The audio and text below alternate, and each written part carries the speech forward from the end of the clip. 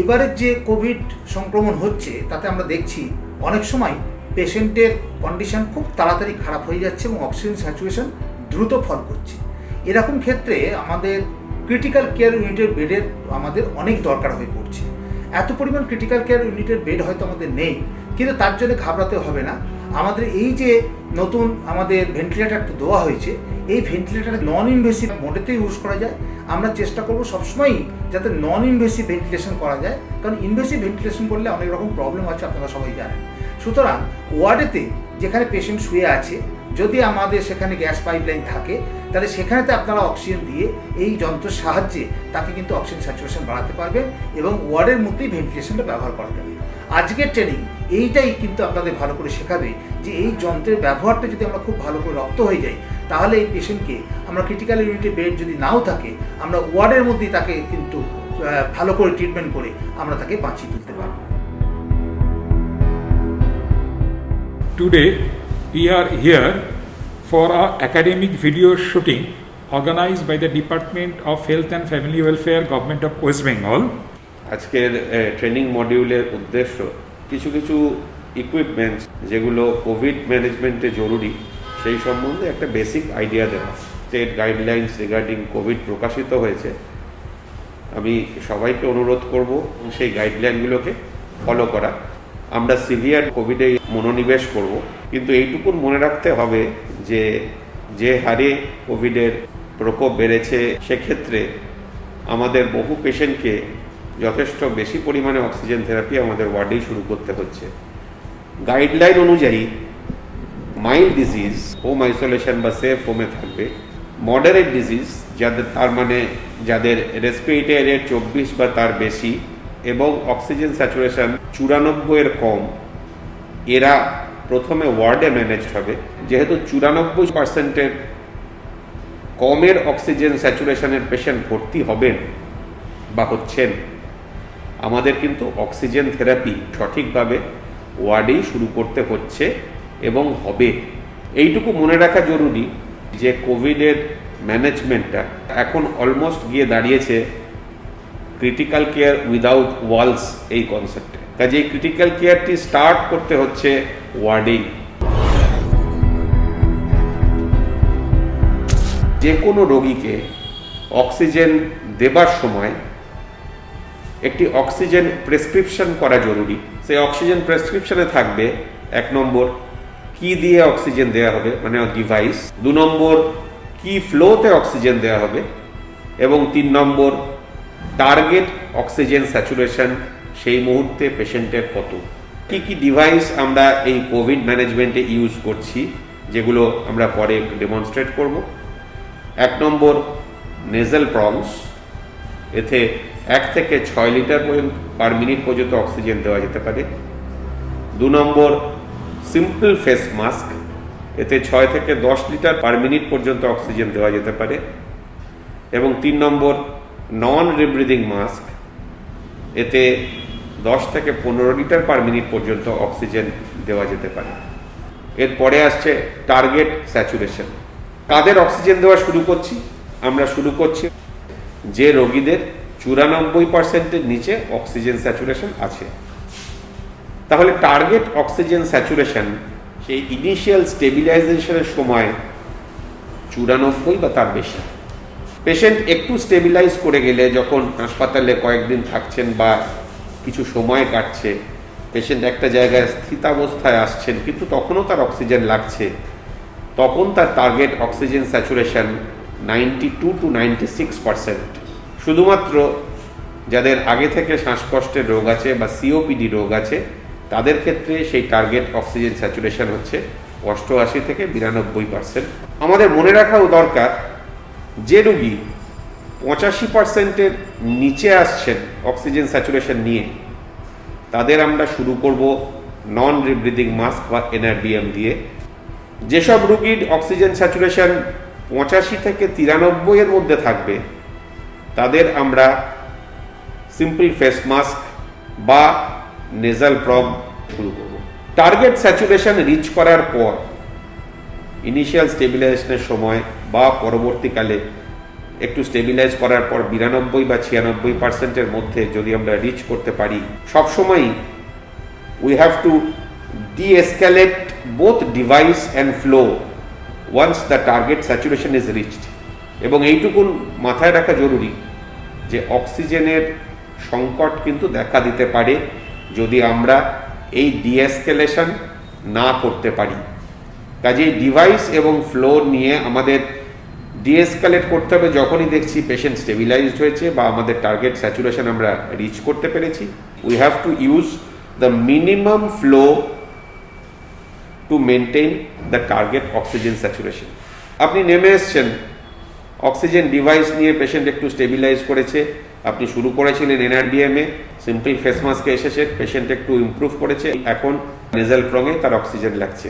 এই রুগী তো খারাপও হতে পারে, এবং এই রুগী খারাপ হলে আমাদের কিন্তু আবার ওপরে উঠতে হবে সেই একই লাইন ধরে, যে লাইন ধরে আমরা ডি এসকেলেশনের কথা বলেছিলাম।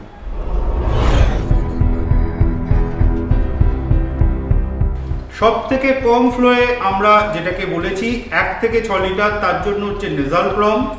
তাতে যদি স্যাচুরেশন ভালো না হয় তারপরে আমরা সিম্পল ফেস মাস্ক ব্যবহার করব, যাতে 6 থেকে 10 লিটার পর্যন্ত অক্সিজেন প্রতি মিনিটে আমরা দেব। এবং তাতেও যদি আমাদের স্যাচুরেশন ভালো না হয় তখন আমরা এনআরবিএম মাস্ক, সেই মাস্ক ব্যবহার করব, যাতে আমরা 10 থেকে 15 লিটার অক্সিজেন দেব। আমরা রোগীর নাককে সেই নেজাল প্রমটি লাগিয়ে দেব।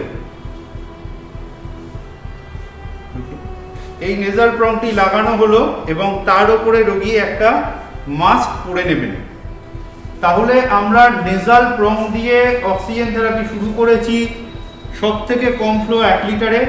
আমরা লক্ষ্য রাখছি যে রোগীর উন্নতি হচ্ছে কিনা, স্যাচুরেশন বাড়ছে কিনা, সে রেসপিরেটরি রেট কমছে কিনা আমাদের টার্গেট অনুযায়ী। তারপরে আমরা আস্তে আস্তে এই অক্সিজেনের ফ্লো 1 লিটার প্রতি মিনিট থেকে বাড়িয়ে বাড়িয়ে 6 লিটার প্রতি মিনিট পর্যন্ত নেজাল প্রঙে তুলতে পারবো। তাতেও যদি দেখি যে রোগী স্বচ্ছন্দ বোধ করছেন না বা উন্নতি হচ্ছে না, তখন আমরা এই অক্সিজেন দেওয়ার যে ডিভাইস সেইটাকে স্টেপ আপ করব নেজাল প্রং থেকে সিম্পল ফেস মাস্কে। নেজাল প্রঙে যখন রেখেছিলাম তখন 1 থেকে 6 লিটার পর্যন্ত বাড়িয়েছিলাম। আমরা সিম্পল ফেস মাস্কে সেই 6 লিটার থেকে শুরু করছি, এবং যদি রোগীর আশানুরূপ উন্নতি না হয় আস্তে আস্তে সেটাকে 10 লিটার পর্যন্ত আমরা বাড়িয়ে নিয়ে গেলাম। এবং এই প্রত্যেকটা স্টেপেই আমরা সব সময় পালস অক্সিমিটার দেখছি, এবং যদি দেখি যে উন্নতি না হয় তাহলে এর পরের আমাদের যে অক্সিজেন থেরাপি ডিভাইস নন রিব্রিদিং ব্যাগ মাস্ক, যা এনআরবিএম, যাতে রিব্রিদিং হবে না, সেই মাস্কটাকে আমরা ইউজ করব ফেস মাস্কের পরে, যেটা রিজার্ভার ব্যাগ এবং তার সঙ্গে একটা ভাল্ব থাকে যাতে রিব্রিদিং না হয়। এবং তার উপরেও রোগী আরেকটি যে সার্জিক্যাল মাস্ক আমরা সবসময় পরতে বলি সেই মাস্কটি পরেছেন। এবং এখানেও বলবার আমরা ফেস মাস্কে শেষ করেছিলাম সর্বোচ্চ 10 লিটার প্রতি মিনিট অক্সিজেনে। আমরা এখানে শুরু করলাম 10 লিটার প্রতি মিনিট অক্সিজেন দিয়ে, আস্তে আস্তে রোগীর অবস্থা অনুযায়ী আমরা বাড়িয়ে বাড়িয়ে সেটা সর্বোচ্চ 15 লিটার প্রতি মিনিট পর্যন্ত তুলব।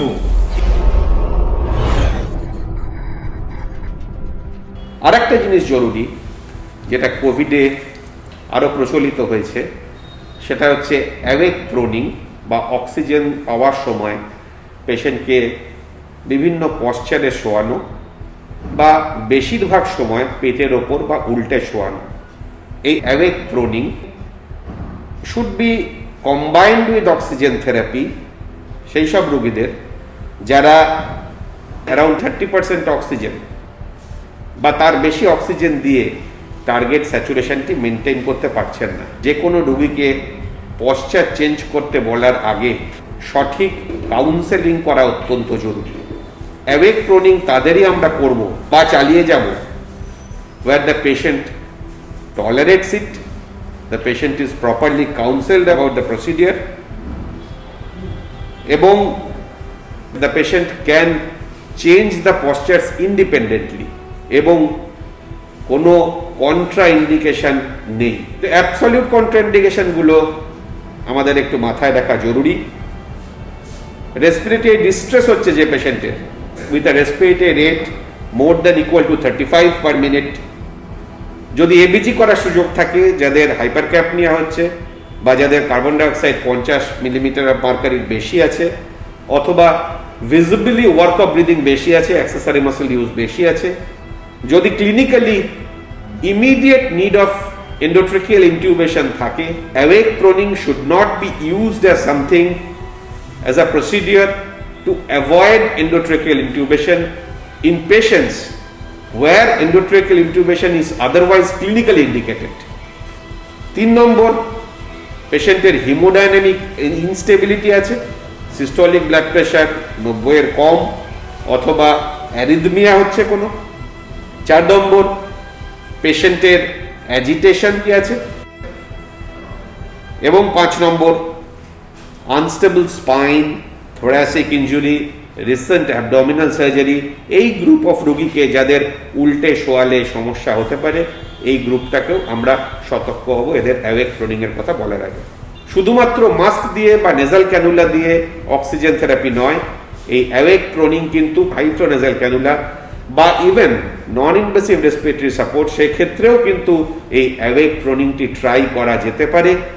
অ্যাওয়েক প্রনিং মানে কিন্তু সবসময়ই পেটের ওপর শুয়ে থাকা নয়, rather it is a change of posture every 1 to 2 hours, aiming to achieve a prone time as long as possible. প্রত্যেকটি পজিশন চেঞ্জের সময় স্যাচুরেশনটি কিন্তু দেখতে হবে, to see that the saturation has not dropped. There are groups of patients যাদের পেটের ওপর উল্টে শোয়ালে স্যাচুরেশন ড্রপ করতে পারে।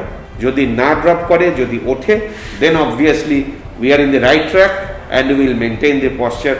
Awake proning এ যদি দেখা যায় যে টার্গেট স্যাচুরেশন রিচ করে গেছে, তাহলে আমরা আবার অক্সিজেন ফ্লো ডি-এসক্যালেট করব and we will use the minimum amount of oxygen. We have to discontinue awake proning procedure in those where there is no improvement in oxygen saturation with change of position, where the patient is unable to tolerate the posture, it's very important, and the patient is visibly dyspneic with a respiratory rate of more than equal to 35 per minute with high walk-up breathing. Oxygen therapy চলছে, তার saturation যে target সেটা rich করছে না, তারপরে আমরা awake pruning এর দিকে যাচ্ছি, অর্থাৎ বিভিন্ন পশ্চারে শোয়া। আপনারা শুধু দেখে নিন যে রোগীর অক্সিজেন থেরাপি চলছে এবং রোগীর পালস অক্সিমিটারে আমরা কন্টিনিউয়াস সেই বিষয়টা দেখছি যে পজিশন চেঞ্জের সঙ্গে সঙ্গে তার স্যাচুরেশনের উন্নতি বা অবনতি কিছু হচ্ছে কি হচ্ছে না। যদি উন্নতি হয় তাহলে যতটা সম্ভব সেই অবস্থানে তিনি থাকতে পারেন, সেই জায়গাটা তাকে রাখতে হবে। আর যদি দেখা যায় যে অবনতি হচ্ছে, তাহলে কিন্তু আবার আগের অবস্থানে তাকে ফিরে যেতে হবে। প্রথম হচ্ছে উপর হয়ে শোয়া। রোগী কমফোর্টেবলি বা নিজের সুবিধা মতো অবস্থানে শোবেন। বালিশ তিনি ব্যবহার করতে পারেন না পারেন, এটা ব্যক্তিগত তার স্বাচ্ছন্দ্যের উপরে নির্ভর করছে। অন্তত পক্ষে 5 মিনিট আমরা সময় দেবই যে তার উন্নতি হচ্ছে কি হচ্ছে না সেটা দেখবার জন্য। তাহলে বিভিন্ন পজিশন বা পশ্চারের মধ্যে এটা হচ্ছে প্রোন পজিশন, অর্থাৎ উপর হয়ে শোয়া। এরপরে রোগীকে আমরা বলবো ডান দিক কাত হয়ে শুতে।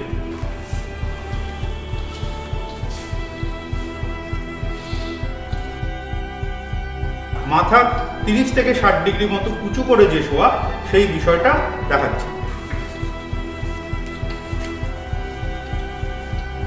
আবার আমরা পালস অক্সিমিটার লাগিয়ে নিয়েছি এবং এই প্রত্যেকটা পজিশন চেঞ্জে আমাদের মাথায় রাখতে হবে যে পজিশনে রোগী সব থেকে বেশি স্বচ্ছন্দে থাকছেন এবং তার অক্সিজেন স্যাচুরেশন সব থেকে ভালো থাকছে, সেই পজিশনটা রোগী নিজেও বুঝতে পারেন এবং আমাদেরও বুঝতে হবে সেই পজিশনেই রোগী সব থেকে বেশি সময় যদি থাকেন সেটা সব থেকে বেশি ভালো হবে।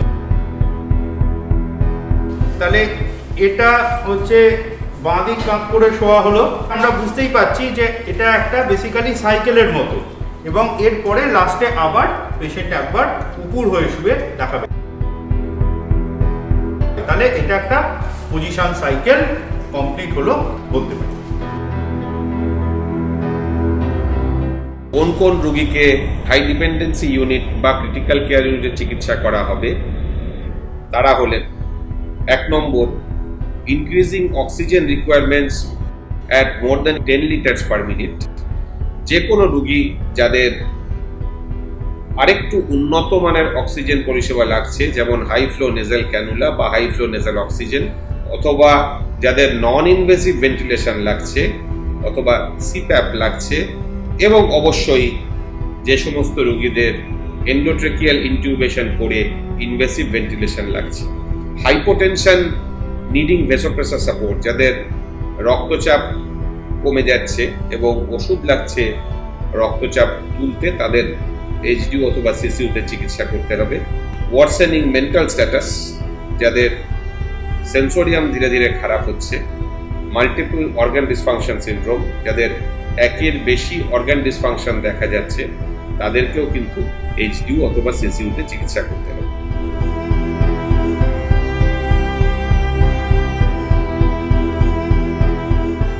এনআরবিএম মাস্কে 10 থেকে 15 লিটার বা 10 লিটার পার মিনিটের বেশি অক্সিজেন দিয়েও যাদের টার্গেট স্যাচুরেশন রিচ করা যাচ্ছে না, যাদের শ্বাসকষ্ট হচ্ছে, যাদের রেসপিরেটরি রেট বেশি থাকছে, যাদের ওয়ার্ক অফ ব্রিদিং বেশি থাকছে, সেই সব রোগীকে আমরা প্রথমে either high flow nasal cannula অথবা নন ইনভেসিভ ভেন্টিলেশন ট্রাই করব। এই দুটির মধ্যে কোনটি প্রথম, এটি কিন্তু ক্লিনিশিয়ানের জাজমেন্টের উপর কিছুটা ডিপেন্ড করবে। অনেক ক্ষেত্রেই হাই ফ্লো নেজাল ক্যানুলা প্রথমে স্টার্ট করা যেতে পারে, আবার কোনো কোনো ক্ষেত্রে আমাদের নন ইনভেসিভ ভেন্টিলেশন স্টার্ট করতে হবে in the form of CPAP অথবা প্রেসার সাপোর্ট সিপ্যাপ অথবা বাই লেভেল।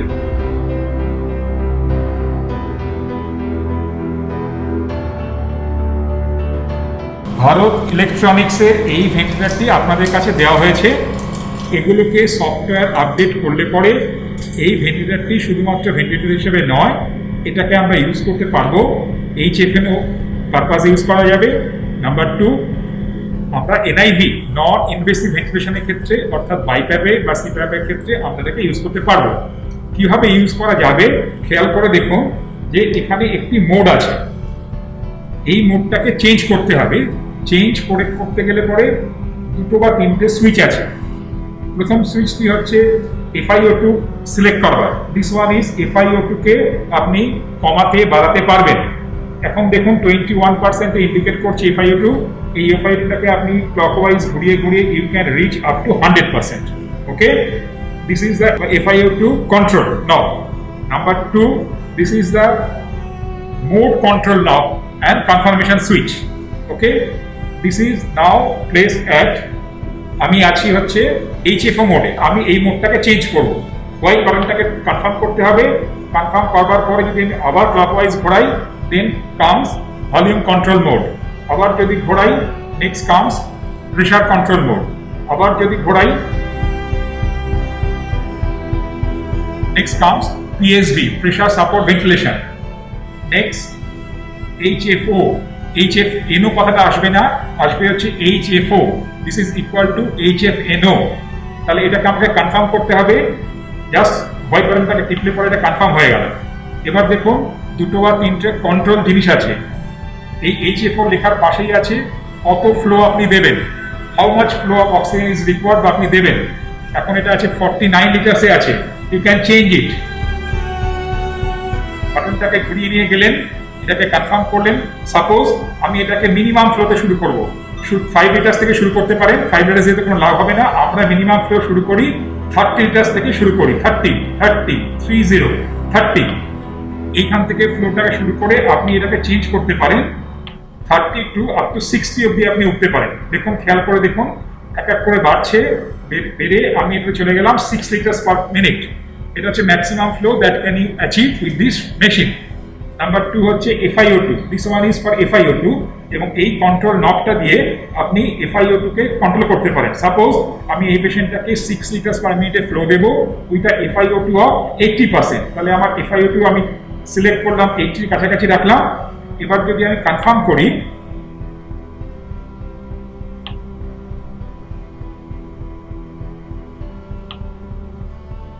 স্টার্ট বাটনটা আপনি যদি টিপে দেন তাহলে এই মেশিনটা শুরু হয়ে যাবে। কনফার্ম এলো, টিপে দিলেন,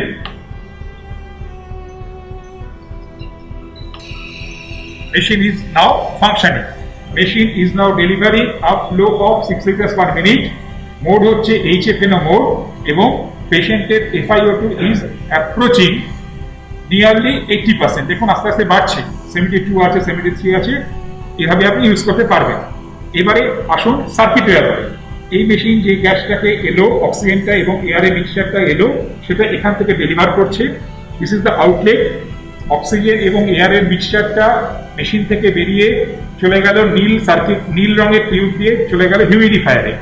হিউমিডিফায়ারের উপরে আমার একটা হট প্লেট আছে, তার উপরে জল দেওয়া আছে এবং তার মধ্যে এই গ্যাসটা আসছে। গ্যাসটা এখান থেকে হিটেড হচ্ছে এবং হিউমিডিফাই হচ্ছে। হিউমিডিফাই করে এই গ্যাসটাকে আবার এই সার্কিট দিয়ে আমরা বার করে নিয়ে যাচ্ছি। এখানে একটা ফ্লো সেন্সার রাখা আছে, এই সঙ্গে আমার যে স্পেশাল সার্কিটটা বা স্পেশাল ক্যানিউলা, যেটা হচ্ছে HFNO ক্যানিউলা, যেটা this one is the HFNO ক্যানিউলা, এবং এই জিনিসটা লাগাতে হবে। এটা হচ্ছে এই ক্যানিউলাটা, এ দুটো হচ্ছে নেজাল প্রং এর মতো আমরা পেশেন্টের নাকে ঢুকিয়ে দেবো, আর এটা কানেক্ট করবো ডিস্টাল এন্ড অফ দ্য সার্কিটের সঙ্গে। এই ডিস্টাল এন্ডের সঙ্গে আমি কানেক্ট করে দিলাম, দিয়ে আমি এটাকে লাগিয়ে দিলাম।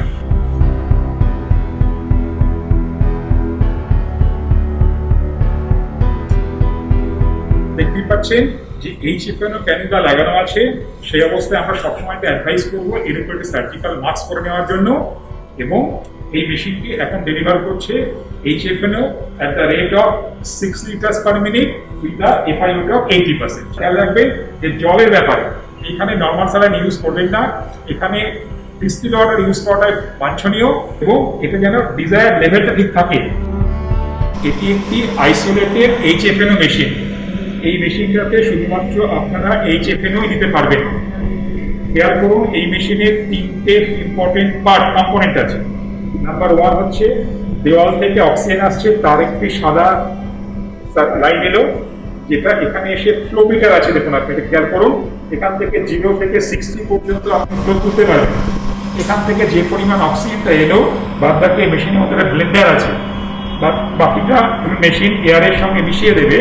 মিশিয়ে দেওয়ার পরে সেটাকে এই হিউমিডিফায়ারের মধ্যে পাঠিয়ে দেবে। হিউমিডিফায়ার থেকে সার্কিটের মাধ্যমে এটি পেশেন্টের কাছে আবার ওই যে আমি বলেছিলাম যে একটা স্পেশাল যে ক্যানিউলা লাগে, HFNO ক্যানিউলা, তার মাধ্যমে পেশেন্টটি পাবে। এটা গেল ফ্লোমিটার, এটা হচ্ছে humidifier, and this is the machine control. এই মেশিন কন্ট্রোলের মধ্যে this one is the on off switch. এটাকে অন বা অফ করে আপনি কাজ শুরু করতে পারেন। Number 2, this one is the controlling unit. এই কন্ট্রোলিং ইউনিট দিয়ে কতটা আপনি ফ্লো দিচ্ছেন, কতটা FiO2 ঠিক করছেন, সেটাকে ডেলিভার করতে পারেন, আপনি ঠিক করতে পারেন। এই হিউমিডিফায়ারের টেম্পারেচারটা কত হবে, 31 degree, 34 degree, 37 degree, like this. যদি আপনার কাছে পাউচ পাওয়া না যায়, ডিস্টিল ওয়াটারের পাউচ, তাহলে কাঁচের যে নর্মাল স্যালাইনের বোতলগুলো পাওয়া যায়, তার মধ্যে আপনি ডিস্টিল ওয়াটার ঢেলে নিয়ে তার মধ্যে এটা আপনি যদি গুঁজে দেন, তাহলে পরে পেশেন্টটি বা এই হিউমিডিফায়ারটি জল পাবে, ডিস্টিল ওয়াটার পাবে। এবং ডিস্টিল ওয়াটার ইউজ করবেন, কখনোই নর্মাল স্যালাইন ইউজ করবেন না। আগের মেশিনটির ক্ষেত্রে সেক্ষেত্রে আমরা FiO2 কে সিলেক্ট করতে পারি। এই মেশিনটির ক্ষেত্রে কিন্তু FiO2 সিলেকশনটা আমার উপর ডিপেন্ডেন্ট নয়। আমি শুধুমাত্র ফ্লোটাকে বাড়াতে কমাতে পারি এবং কতটা FiO2 ডেলিভার হচ্ছে সেটা ডিপেন্ড করবে পেশেন্টের রিসপেক্টিভ এফর্টের উপরে, ফ্লোয়ের উপরে, এবং সেটা ডিসপ্লে হবে আমার এখানে। এবং সেই ডিসপ্লে দেখে আমি ফ্লোটাকে বাড়িয়ে কমিয়ে FiO2টাকে চেঞ্জ করতে পারি। যদি আমরা এর উপরে একটা NRBM মাস্ক দিতে পারি, NRBM মাস্ক এই HFNOর উপরে দেওয়ার পরে আমরা কিন্তু অনেক সময় আমাদের যে টার্গেট SpO2 বা স্যাচুরেশন, সেটা আমরা রিচ করতে পেরেছি। আরেকটা জিনিস খুব মাথায় রাখার খুব গুরুত্বপূর্ণ, যে HFNO চলাকালীন এত বেশি ফ্লোয়ে অক্সিজেন নাকের মধ্যে ঢোকে নেজাল কেয়ার কিন্তু খুব ইম্পর্টেন্ট, না হলে কিন্তু রোগী এই থেরাপিটাকে সহ্য করতে নাও পারতে পারে।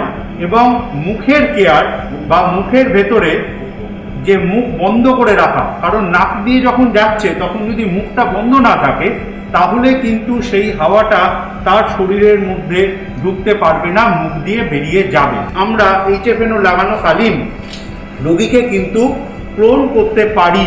হাই ফ্লো নেজাল ক্যানুলা শুরু করবার সময় যে সমস্ত রোগীদের অক্সিজেন স্যাচুরেশন, যেমন আমরা প্রথমে বলেছি যে 85%-এর কম থাকলে প্রথমেই NRBM দিয়ে শুরু করে তারপরে ধীরে ধীরে নামার চেষ্টা করা উচিত, তেমনি 85%-এর নিচে যদি স্যাচুরেশন চলে যায় সেক্ষেত্রে কিন্তু একটু হায়ার ফ্লো দিয়ে এবং হায়ার FiO2 দিয়ে হাই ফ্লো নেজাল ক্যানুলা শুরু করা উচিত।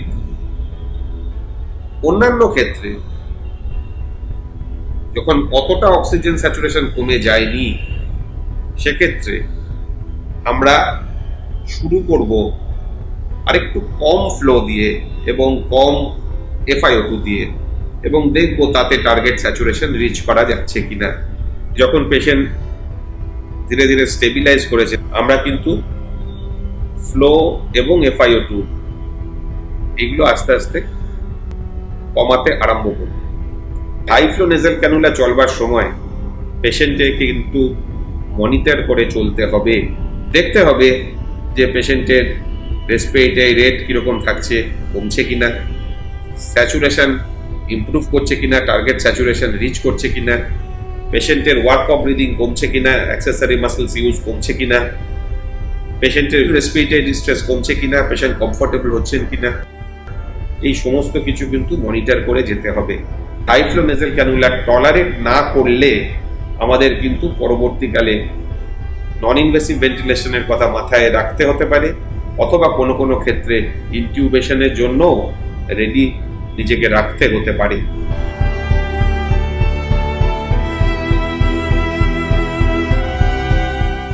ভারত ইলেকট্রনিক্সের মেশিনটাকে এবার আমরা দেখাবো এটা কিভাবে NIV মোডে ইউজ করা যেতে পারে। খেয়াল করে দেখুন, আমরা কন্ট্রোল নবটাকে নিয়ে এসেছি, PSV মোডে এসে গেছি, PSV উইথ CPAP, এটাকে আমরা কনফার্ম করলাম।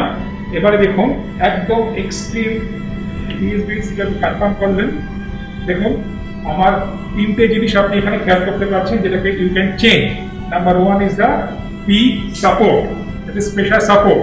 Pressure support is above the PEEP, পিপের উপরে কতটা সাপোর্ট আপনি দিচ্ছেন। এটাকে ইউজুয়ালি আপনি শুরু করতে পারেন 5 থেকে শুরু করতে পারেন, আপনি 10-15 অব্দি আপনি নিয়ে যেতে পারেন।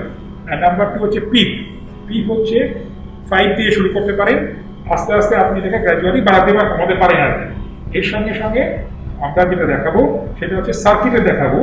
সার্কিটটা হচ্ছে আমরা এখানে ডুয়েল বিম সার্কিট ইউজ করেছি, ডুয়েল বিম সার্কিট ইউজ করাটা better. This is the dual beam circuit. Through the humidifier আমরা সার্কিটটাকে নিয়ে গেছি। আপনারা যদি হিউমিডিফায়ার না পান তাহলে পরে হিউমিডিফায়ারকে অমিট করেও আপনি নিয়ে যেতে পারেন। আমরা এখানে একটা ফিল্টার ইউজ করেছি, নন ভেন্টেড মাস্ক ইউজ করেছি। খেয়াল করে দেখুন, ট্রান্সপারেন্ট নন ভেন্টেড মাস্ক ইউজ করেছি। এই মাস্কটি টাইটলি ফিটিং হবে আমার যে পেশেন্টকে দেবো তার উপরে। এই হচ্ছে আমাদের মাস্ক, এটা নন ভেন্টেড, মানে এখানে কোনো ভেন্ট নেই আলাদা করে, কারণ এক্সপিরেটরি ফ্লোটা আলটিমেটলি চলে যাচ্ছে আমাদের ভেন্টিলেটরের মধ্যে। Proper fitting of the mask with the patient. Non invasive ভেন্টিলেশনের ক্ষেত্রে যেটা বললাম যে মাস্কের ফিটিংটা খুব ইম্পর্টেন্ট।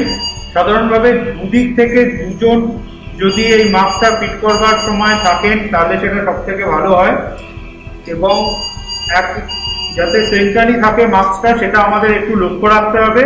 তারপরে আমরা স্ট্র্যাপ করে মাস্কটা আটকাবো। একটা জিনিস গুরুত্বপূর্ণ, লিক, মাস্ক এবং মুখের যে জাংশনের লিক, দুটো কারণে গুরুত্বপূর্ণ। একটা হচ্ছে NIV ফেলিওর যাতে না হয়, যে প্রেসারে আমরা দিচ্ছি সেটা যাতে পেশেন্টের শরীরে যায়।